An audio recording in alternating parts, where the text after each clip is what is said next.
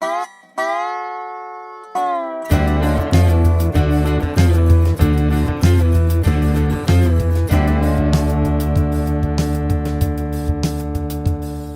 Seven Mountain Mandate, conceived by Loren Cunningham and popularized by Lance Wallnau and other leaders in the New Apostolic Reformation, is a dominionist strategy that encourages Christians to take control of 7 key societal spheres: religion, family, education, government, media, arts and entertainment, and business.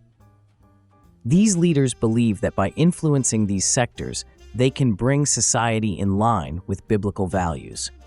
Entertainment, in particular, is viewed as a critical mountain due to its profound impact on shaping culture and values. For the NAR, the entertainment industry is a key battleground because of its potential to shape the hearts and minds of millions. Wallnau argues that whoever controls this mountain can set the cultural agenda, impacting everything from morality to spiritual beliefs. According to Wallnau, whoever occupies the high places influences the culture. Entertainment, in their view, has become a vehicle for secular and often immoral narratives that stand contrary to Christian teachings. This perspective leads them to push for greater Christian influence in movies, music, television, and other media outlets to steer culture toward their version of biblical morality.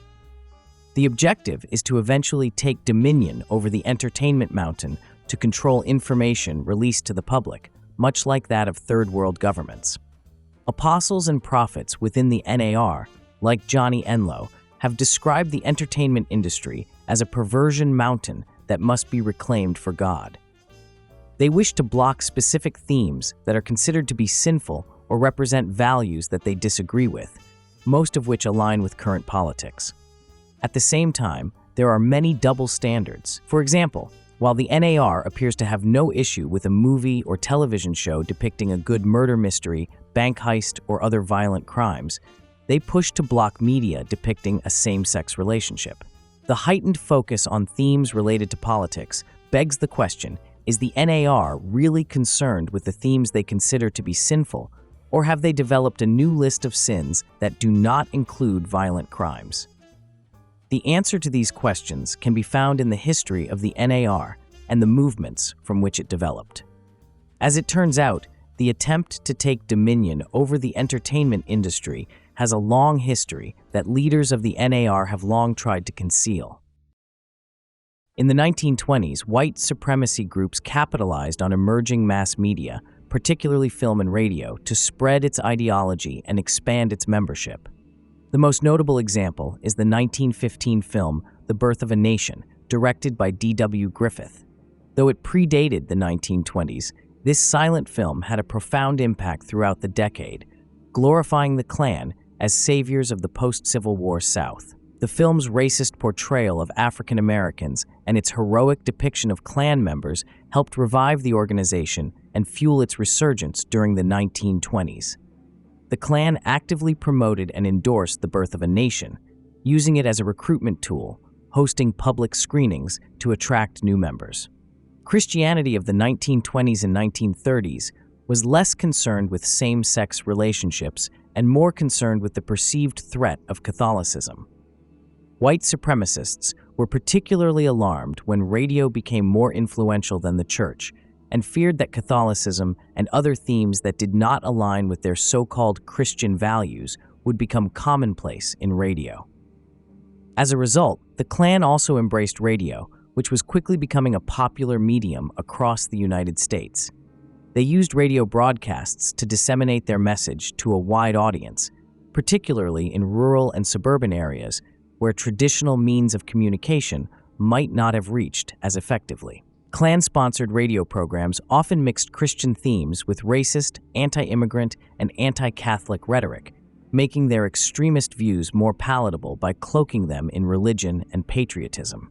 These broadcasts were an essential part of their propaganda strategy, helping to normalize their message and recruit members by tapping into the fears and prejudices of white Americans during a period of social change. The Klan programs often featured religious sermons, patriotic speeches, and music, interspersed with messages supporting white supremacy, xenophobia, and religious bigotry, especially targeting African Americans, immigrants, Catholics, and Jews. Klan leader Roy E. Davis, who would mentor William Branham, who spearheaded the latter rain revivals from which the NAR developed, was very popular in radio. In fact, while mentoring Branham in Jeffersonville in the early 1930s, Davis, his popular Jack and Granny show, and his white supremacy speeches were aired on several networks. Though Granny was a very young girl, he was grooming to be his wife. The program earned Davis great recognition from coast to coast. It should come as no surprise that radio broadcasting equipment was a feature in the Branham Tabernacle. In the 1950s and 1960s, when Davis resurfaced in the healing revivals, the Ku Klux Klan produced propaganda films to influence Americans to oppose racial integration and the civil rights movement. One primary objective was to convince Christian leaders to oppose the entertainment industry by boycotting shows promoting equality or interracial marriage. This effort followed a history of the Klan's involvement in film production during the 1920s and 1930s, when they created their own films to propagate white supremacy. These films were often distributed and aired in sympathetic churches across the South, where they reinforced the Klan's racist ideologies and helped recruit new members.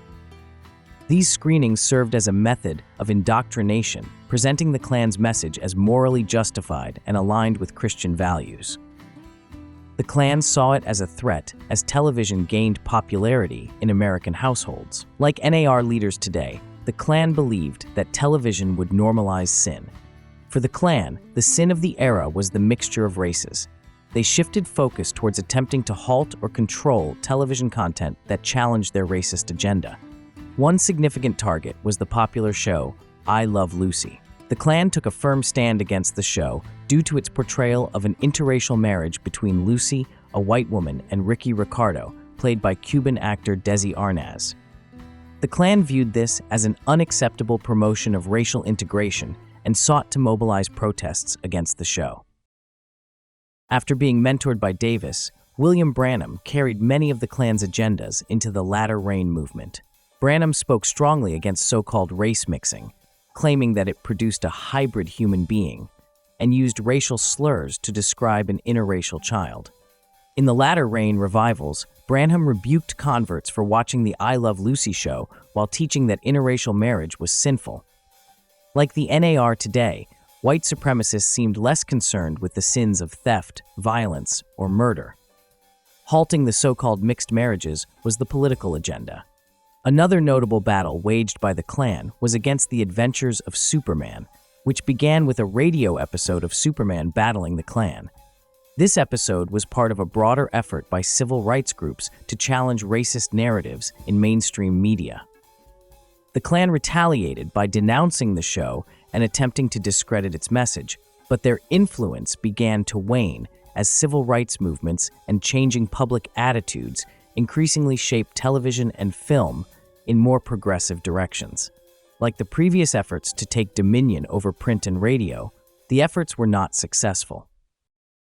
After the latter reign merged Christian identity into Pentecostalism, and Christian identity leaders such as Eldon Purvis carried the movement forward into the Charismatic movement, the mission to claim dominion over the entertainment industry became core doctrine, and that doctrine was carried forward into the New Apostolic Reformation. Many of the religious empires in the NAR today were built upon the ministries of Christian leaders who aligned with Christian identity to halt racial integration. Many of them consider Branham to be one of God's generals who laid the foundation for the NAR. While some NAR leaders openly admit that Branham drifted into extremism in his later years, they are very supportive of the years in which Branham pushed the white supremacy agenda. But would members of the NAR enjoy the future of television and film if the NAR were to succeed in their mission to control the entertainment industry? If diversity were to be eliminated, any violation of the Ten Commandments were to be filtered from the scripts, and all characters were of like mind and like faith, would Christians even watch the programs or films?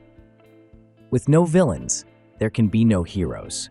With no diversity, there can be no examples for understanding why moral values are so important. The result, which the NAR would love to achieve, would eventually become a world where the NAR apostles and prophets were the so-called heroes of all movies and films, and the villains were any who disagreed with the NAR agenda, including Christian churches.